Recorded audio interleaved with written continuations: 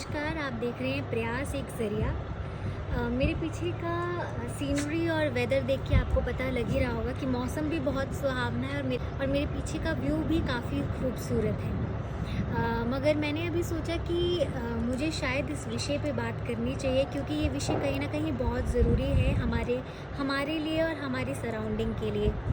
तो खुद को सजने संवरने के बजाय मैंने सोचा क्यों ना इस टॉपिक पे बात किया जाए। तो kindly ignore my look as well as जो पीछे का बैकग्राउंड म्यूज़िक है, क्योंकि कुछ प्लान चीज़ें नहीं थी ये। सो एकदम मन में आया कि वीडियो बनाई जाए और आप लोगों तक शेयर की जाए।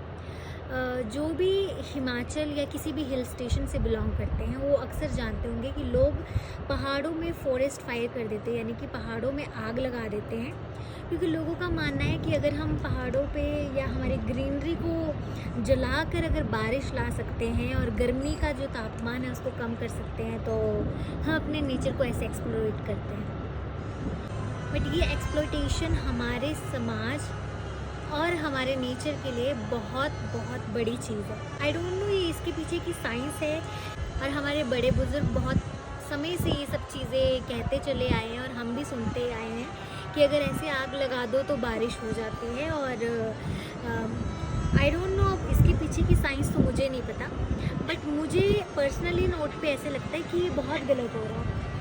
मैं एक वीडियो क्लिप ऐड करूँगी जो कल पिछले रात की है, जिसमें कि मेरे घर के सामने की पहाड़ी में बिल्कुल ऐसा दृश्य था और देखकर ही डर लग रहा था कि अगर ये आग बढ़ जाए तो ये कितने घर और कितने लोगों को नुकसान पहुंचा सकती है। चलिए छोड़िए इन सब चीज़ों को, इंसानों को भी छोड़िए, क्योंकि इंसान ही है जो हमारी प्रकृति को इस तरह डिस्ट्रॉय कर रहा है।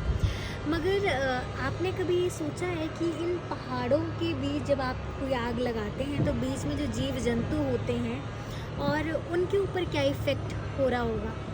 कितने जानवर बेघर हो जाते, कितनी चिड़ियाँ जो आज प्रजाति जिनकी मिलती ही नहीं है। हम बोलते हैं ना ये चीज़ें एक्सटिंक्ट हो रही है, लुप्त हो रही हैं, तो क्या आपने कभी अपने आप से क्वेश्चन करा है कि ये क्यों लुप्त हुई है? क्योंकि इंसान ही जो है जो प्रकृति का सबसे बड़ा दुश्मन है। हमें ज़िंदा रहने के लिए सांस किसने दी, पानी किसने दिया, खाना किसने दिया, घर मकान किसने दिया? हमारे इस खूबसूरत वातावरण में। बट हम ही इस वातावरण को दिन प्रतिदिन दूषित कर रहे हैं, एक्सप्लॉइट कर रहे हैं। सो अगर हम इस नेचर को ऐसे ख़त्म कर देंगे तो क्या ये नेचर हमारे लिए कुछ करेगा? एक पेड़ को सालों साल लग जाते हैं उगने में, और जब हम इस पेड़ को काट देते हैं, जला देते हैं, तो सोचो कितने प्राणों की हम बलि चढ़ा देते हैं। ठीक है, so please guys don't mind, but ये बहुत एक सीरियस टॉपिक है, सो प्लीज़ इस पर गौर ज़रूर कीजिए। और इस वीडियो के माध्यम से मेरा संदेश है आप लोगों के लिए कि जो भी हिल स्टेशन में रहते हैं और गाँव से लोग हैं, तो उनको अगर लगता है कि अगर हमारे नेचर को ऐसे, हमारे वातावरण, हमारे सराउंडिंग को ऐसे ख़राब करके अगर हम एक पल की राहत और एक पल की बारिश के लिए अगर इतने लाखों पेड़ डिस्ट्रॉय कर दे, सही है तो आपका फ़ैसला है, बट इसके खिलाफ एक्शन ज़रूर होना चाहिए मेरे according. Forest wild life sanctuary वालों को इस चीज़ पे ध्यान देना चाहिए, क्योंकि आमूमन ये यहीं की बात नहीं है। मोस्टली मैंने अभी इंस्टाग्राम पे भी बहुत सारी ऐसी सिटीज़ देखी लाइक शिमला एंड ऑल, जहाँ पे ये सब चीज़ें सेम हो रही थी, जो कि सरासर गलत है और कहीं ना कहीं हम इससे एक पाप ही कर रहे हैं। So I request to everyone कि don't spoil our nature, respect mother nature, क्यों है जो हमें आज आप लोगों के सामने और इस धरती पे जीने का एक ज़रिया है। तो प्रयास एक ज़रिया, एक ऐसा ज़रिया है जहाँ हर एक चीज़ के बारे में बात की जा सकती है, बिल्कुल ओपनली।